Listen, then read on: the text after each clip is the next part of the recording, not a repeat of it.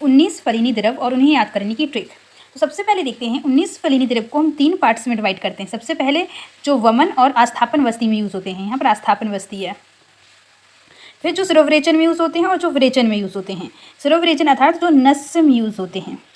तो 19 में से जो वमन और आस्थापन वस्ती में यूज़ होते हैं 8 इसमें यूज़ होते हैं। सिरोविरेचन में 1 यूज़ होता है और विरेचन में 10 यूज़ होते हैं। अब वमन में 8 यूज़ होते हैं। कौन कौन से? ये वाले। तो उनको याद रखने की ट्रिक इस तरीके से देखो, मदन फल होता है जीमूत, इक्ष्वाकु, धामार्गव, कृतवेदन, कुटच, हस्तपर्णी, त्रपुस। तो ऐसे रखना जो मदन जी हैं, मदन फल से रखना, एक कोई इंसान है मदन जी, उनको नेम के पीछे लगा दिया उनकी जी। जो मदन जी हैं वह अपनी इच्छा अनुसार धाम गए। इच्छा अनुसार से याद हो जाएगा इच्छा अनुसार इक्ष्वाकु, धाम गए से याद हो जाएगा धामार्गव। मदन जी अपनी इच्छा अनुसार धाम गए और वहाँ पे उन्होंने ऐसा कृत्य किया, कृत्य से याद हो जाएगा कृतवेदन, कि वह कुट गए मतलब लोगों ने उन्हें कूट दिया। मदन जी अपनी इच्छा अनुसार धाम गए, वहाँ पर उन्होंने ऐसा कृत्य किया कि वह कुट गए। क्या कृत्य किया था उन्होंने?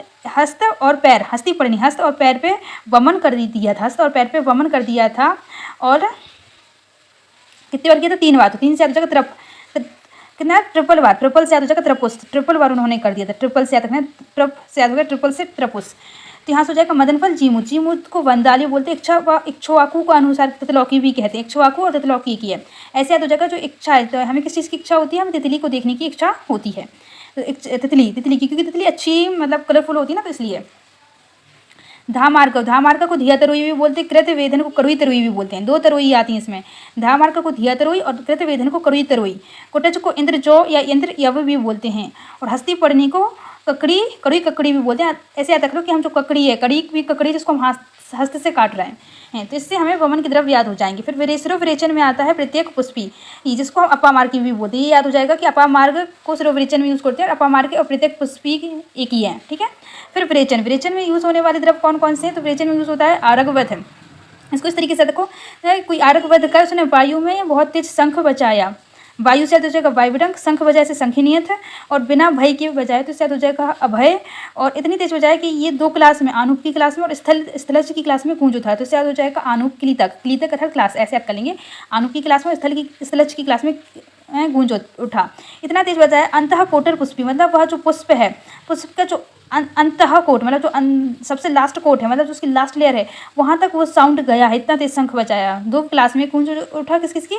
आनुक्लीतक और स्थलज क्लीतक। और अंतः कोटर पुष्पी प्रक्रिया, और इससे उसकी प्रक्रिया चालू हो गई। प्रक्रिया से याद हो जाएगा प्रक्रिया चालू हो गई। किसकी? विरेचन की प्रक्रिया चालू हो गई और वह उदक किया से उत्कीर्या हो जाएगा, उदक गया, और उसके पूरे शरीर में कपकपी होने लगी। कपकपी से हो जाएगा कंपिलक। तो इसको इस तरीके से याद रखेंगे। आरगवध को अम्लतासी बोलते हैं, संखिनियत को यवतिक बोलते हैं, अभय को हरितकी भी बोलते हैं। आनुक्लीटक और स्थलज क्लीतक 2 मुलेठी हैं, जिसमें से आनुक्लीतक सिंपल मुलेठी है और स्थलज क्लीतक भूमि में होने वाली मुलेठी है। अंतः कोटर पुष्पी नील बुधना है। प्रक्रिया लता करंज है।